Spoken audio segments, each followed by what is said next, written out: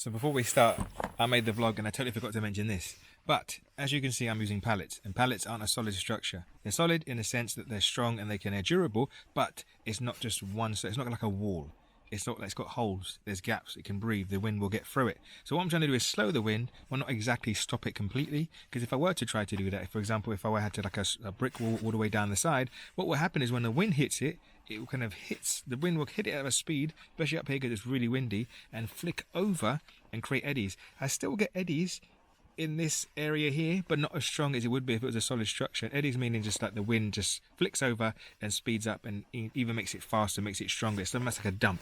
It's like getting pile drive by wind on the other side, and I don't want to create that. Hence why I've gone for a permeable structure with gaps so then the wind can get through and when it will slow down. So it's not going to be like, imagine my face is the pallet, so it will just go, it will come at a speed and then it will just dissipate and then end up slowing down as it goes through. So that's why I'm using pallets and not a solid structure, and pallets are free.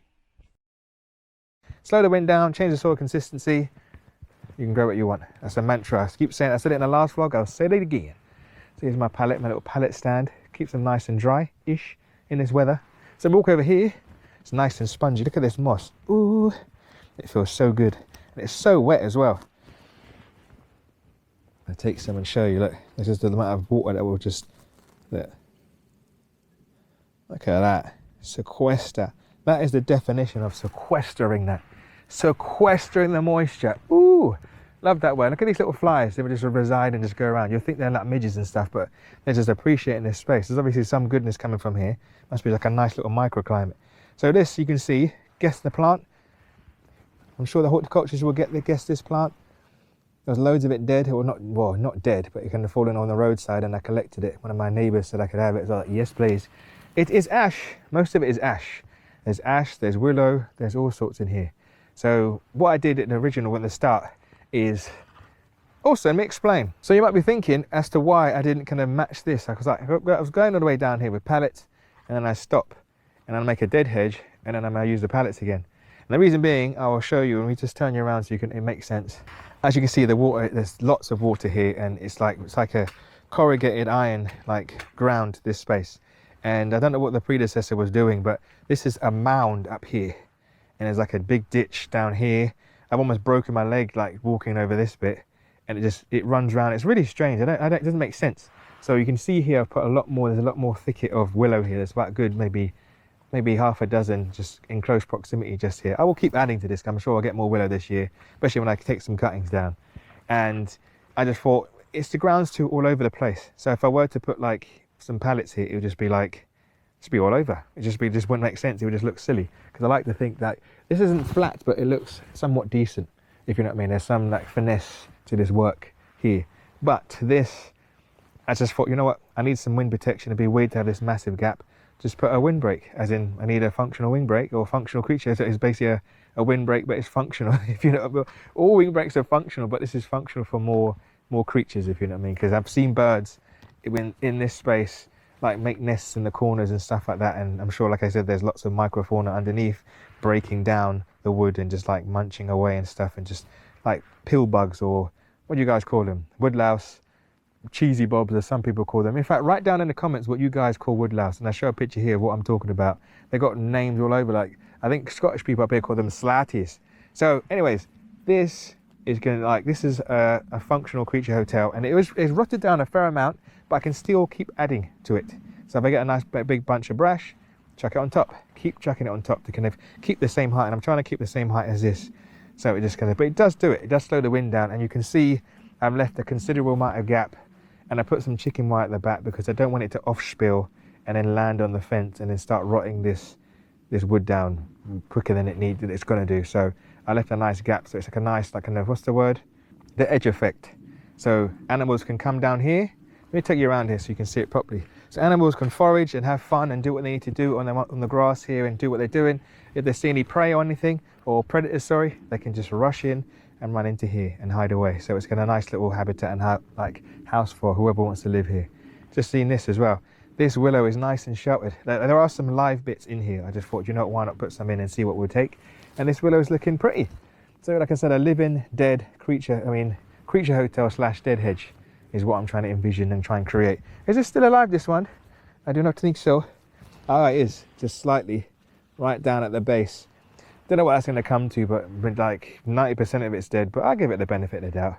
I let it come back, and it did start with Christmas trees that people had chucked out from last year. So I think the same going to happen. So I will just keep adding. How much we add some more Christmas trees to this space? So here we have the dead hedge. So how do I put these guys together? It's pretty straightforward, really. Is that you just get a pallet, you get them sandwiched like you're going to make a compost heap, but not, and you can place them up at the side so they're all kind of almost leaning on each other, and then you get some slats. I'm just using a old bit of wood here, and you just kind of just hammer it in. Always, like I said, I recommend hammering nails. It just saves the faff, because you can always pry it out. What is that? Oh, Mr. Mallard. We've got a mallard duck. He likes to do the rounds. He's a fit boy. He would just fly around and he'll just do loops of the croft and then come back.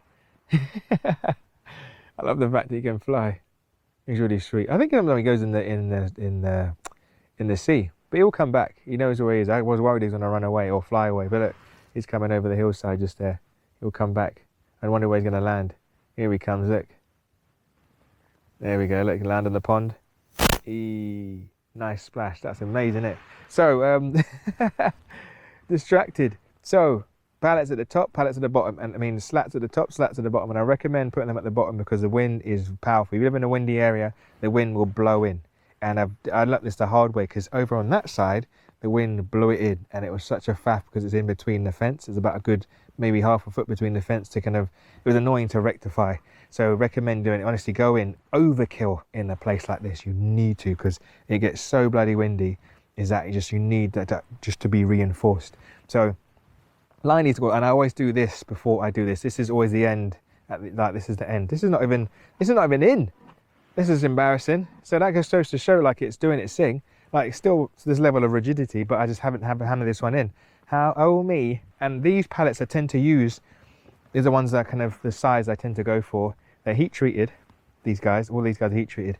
And if I were to use this one, to use the wood, this would have about 6 bits of wood worth in it. Like, you know, there's 1, 2, 3, 4, 5, 6, 7, 8, 9. There's 9, but 3 of these will be really tough to get off. This one is being reinforced. You can see that there's 2 nails in this one. There's 4 in this one. So when you've got a pallet popper, which is over there, I'll show you, I'll give me a demonstration. I'll go get the pallet popper in a sec. But to pop this out, I'll get the pallet popper another day. But basically you get the pallet popper and goes in here, pop, pop, pry open, pop, pop, pry open. But with these guys, they don't tend to pop out very well. They just end up crumbling and breaking. And then you just end up using this for firewood, the rest of it. So 6 slats from a good pallet, and then you can use them and just kind of work your magic round. And then once you've got the line and it's all standing up, sitting in place, recommend using an old stob to kind of put in place. Like this is not an old stob, but I can still use this. It's a bit short, but if I get the right angle, I should be able to go in there and kind of, anything's better than nothing. And then you just literally just whack it as much as you can into the ground. I'm going to split this old stob here, but whacked it right in the ground to the point where you know it's not going to fly away and do its thing. So once it's got another pallet in place, it will just give it that strong bit of rigidity. And my aim is to get all these pallets here all the way down to, but let's just take a second to appreciate the ducks in the sediment trap just over here, having a good old sploosh. You guys all right? Yeah, you enjoying yourselves? That's what I love about this, is like there's ducks having a good old time over there. Everyone can have their own space, get their noses wet and have a good old forage and a good old whatever ducks do. Dibble, dabble, dibbling and a dabbling. They do look strange. They're proper like dinosaurs, Muscovy ducks. So, are you happy? He's wagging his tail. So, you see I've stopped here, but what I'm going to do, we'll walk over here, so let me show you. I'm going to try and get the pallets all the way over here. It's okay to take a second to appreciate the grass. Like, this is obviously a higher mound. You can see it once it gets to here, it kind of changes the kind of, it gets a bit more marshy. But this is good ground to kind of plant some and grow some food. So, come up to here, about here. So, come all the way up to me, and then straight across, and then end up with the dog leg where that kind of old, the new deer fencing is. Right there, and then that will be a space, because over here is moss. It's a bit sacrilege to kind of put trees in a mossy area. It's really mossy, honestly. Doesn't make sense.